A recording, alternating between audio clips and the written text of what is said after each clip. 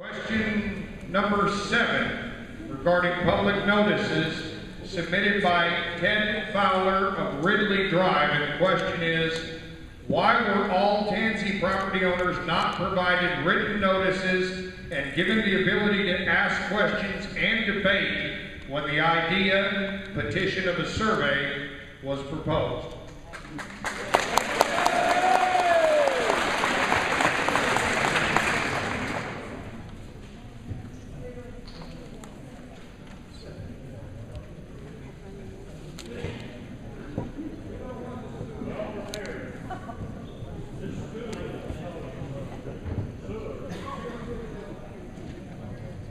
There is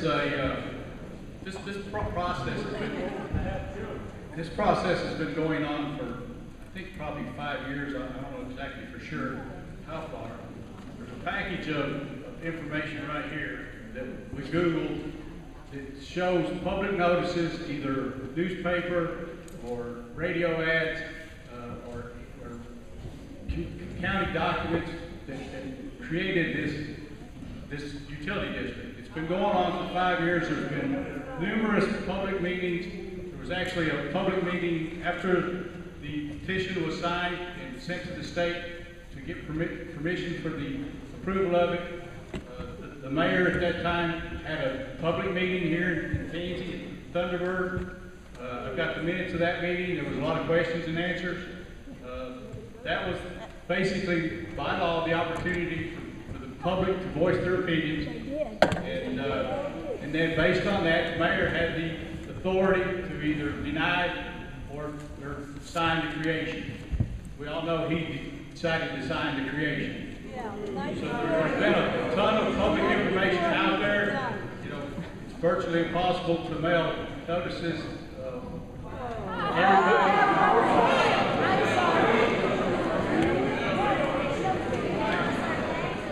In addition to that, there was probably 200 people or more at the Thunderbird the night that Mayor Hill presented this proposal. During that meeting, I don't know how many of you have been there, but were there, but during that meeting, the question was asked, how many, for a show of hands, of how many were in favor of the sewer. And then we asked, the question was asked for those who were opposed. And there were a handful of opposed, and the rest of them were favorable. And that's what drove Mayor Hill to form the Utility Commission.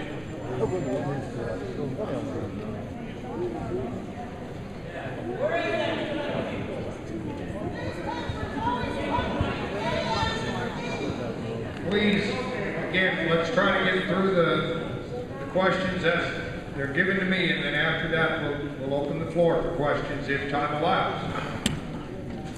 The next question pertains to government funding programs.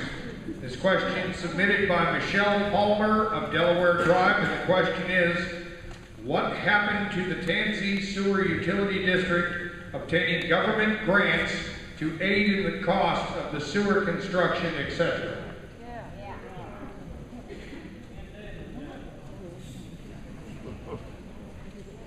When the nonprofit was created by the Tansi board, they were in contact with state and federal officials. They were told two things, basically. One, that just as soon as you all are ready, we're going to give you a $2 million grant. Get it in writing. And then they said, you can apply for a $6 million low-interest loan, and at the tail end, there'll be $1 million forgiveness. Now, that was $3 million worth of free money.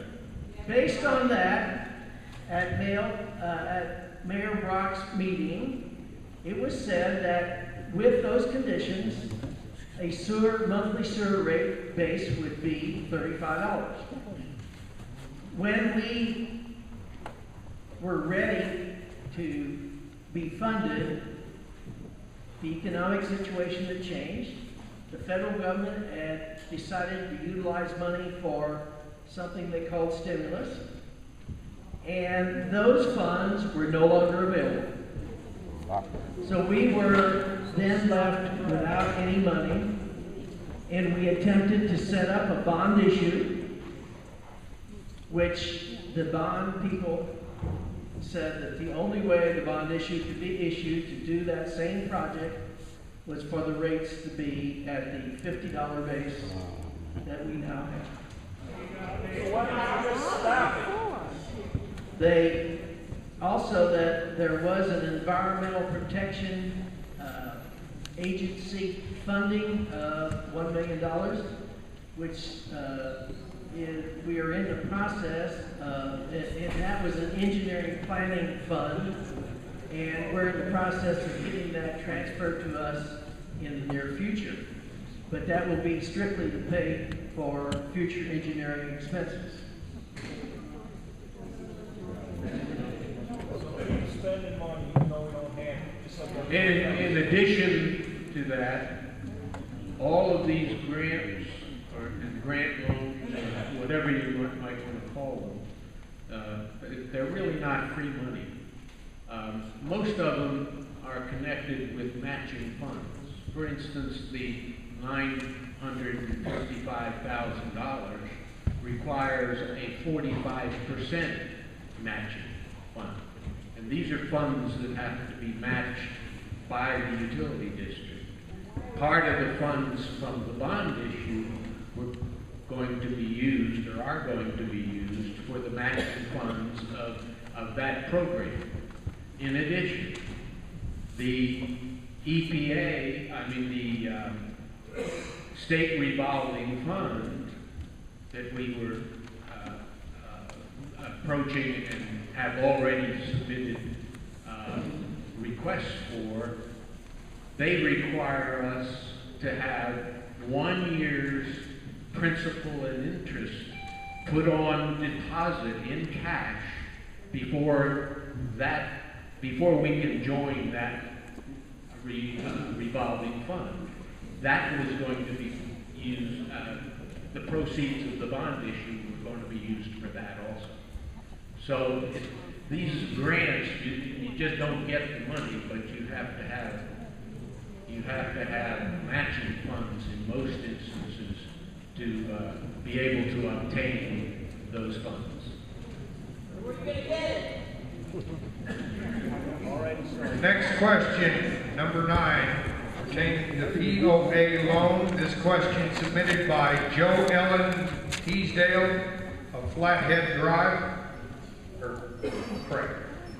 And the question is, in addition to the $1.2 million loan plus accrued interest, how much, if any, additional funds or assets have been loaned or given to the Tansi Sewer Utility District by the Tansi Property Owners Association?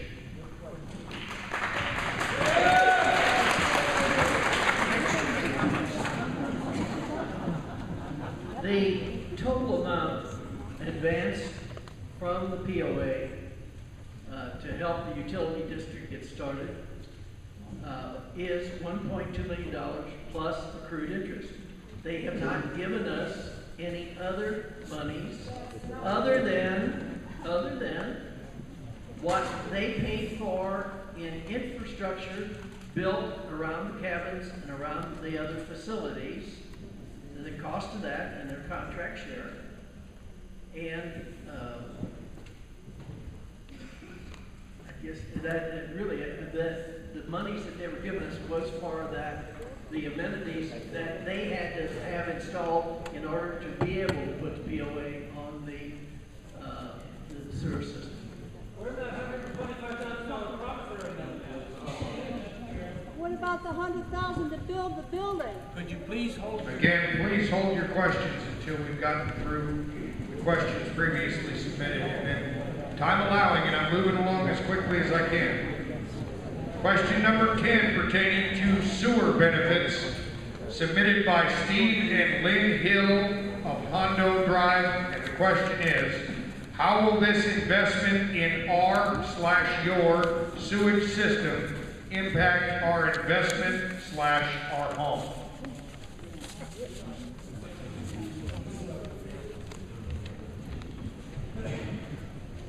There is no guarantee, but historically, when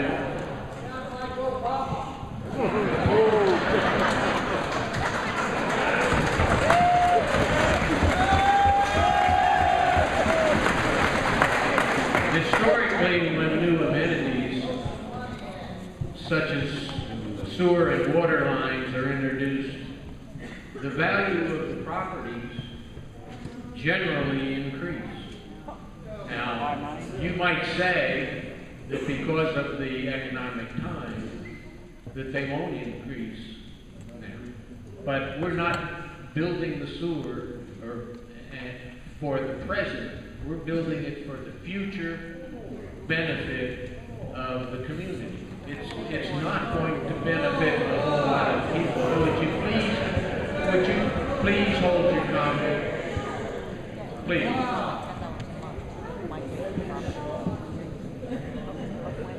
It is very likely that a decrease value, it's very unlikely that a decrease in value would occur.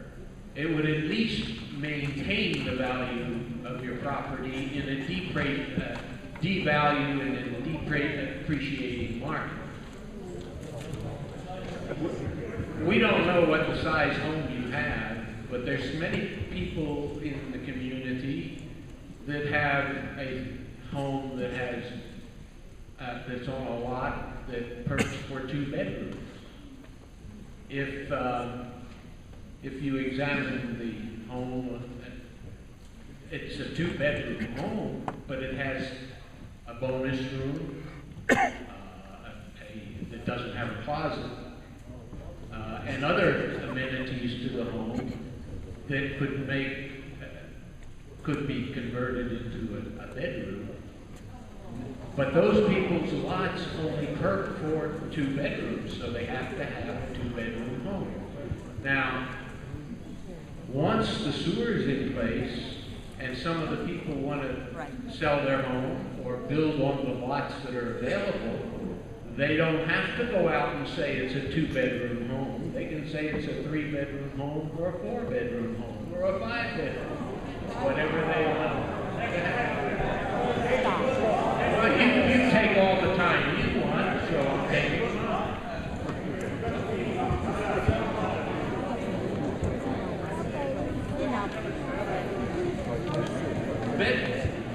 3-bedroom homes are usually more valuable and can market and demand a higher price than a 3-bedroom.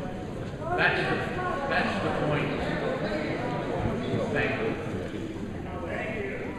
Now, I would like to point out that we do have a time limit on the meeting, and I'll ask her to explain that in just a minute if we can. But I want to get through the questions prepared first. So, the next question.